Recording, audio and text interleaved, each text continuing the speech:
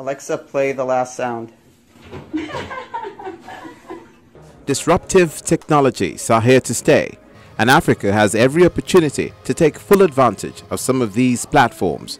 Mark Zawacki, founder 650labs.com, is a Silicon Valley veteran, and he joins us to share his thought and how he believes developing economies can take advantage of these opportunities. I think the first lesson is great teams matter.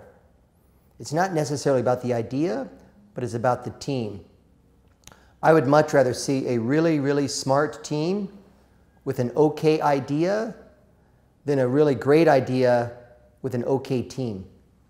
The great team will win every time. Now, the culture of openness that exists in Silicon Valley, have you found it anywhere else? I don't. The word open innovation has been around for 20 or 30 years.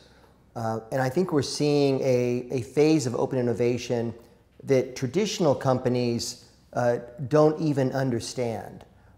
Take Google, for instance. Google's a highly admired company. It's the second most valuable company in the world now.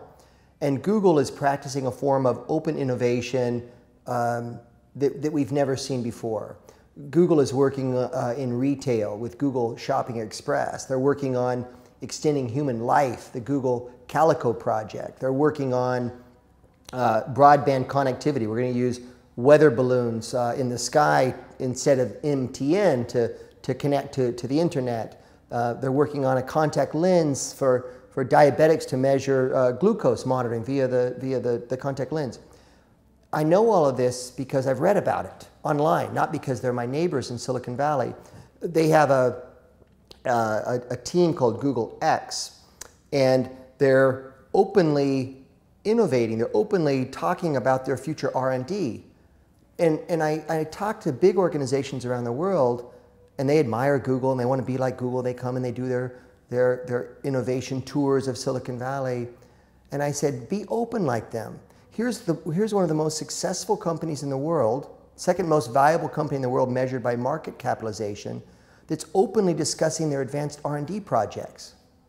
The people around the world are interacting with that idea, they're commenting on that idea, they're challenging that idea, and it's giving Google great insights on how to move and shape that idea going forward.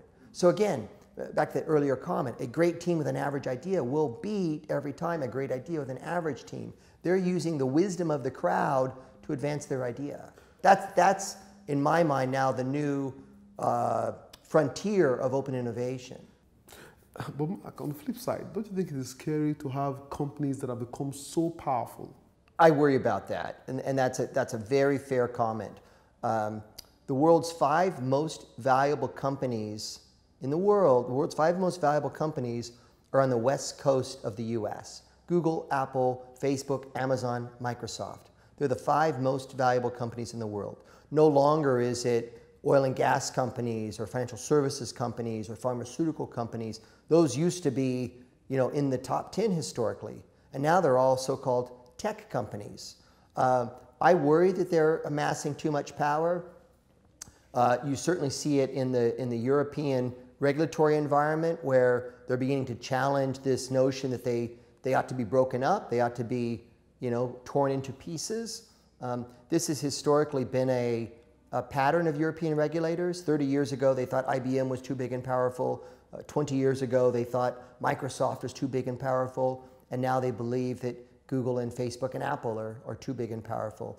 I believe that we're going to see some further noise in the next 5 years in this area, but they are extremely dominant companies globally.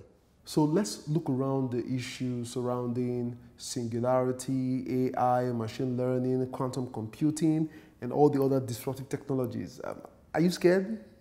So when you look at the technological singularity, the Turing test, AI, machine language, we are living in an extraordinary time.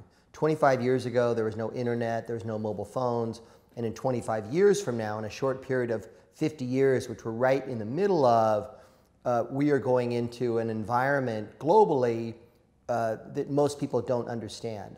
I think there's kind of 2 views. There's an opportunistic view that the world is going to be massively more productive. There's a pessimistic view that it's a very scary world where there's massive job displacement, the robots take over, the computers take over, AI, artificial intelligence, can start wars. You know, there's two views. It's largely optimistic and largely pessimistic. I'm not naturally a pessimist, but I think there's very, very complex issues that we still need to think through about AI and machine learning, and it's an inevitability. I mean, computers just keep getting better and better and faster every year, right? If you look at the power of a simple laptop computer of 20 years ago and what we have today, it's extraordinarily different. So you push that out and you look at a laptop today to compute power in 20 years and it's going to be, you know, infinitely more powerful again. So yeah, generally I'm a slight pessimist.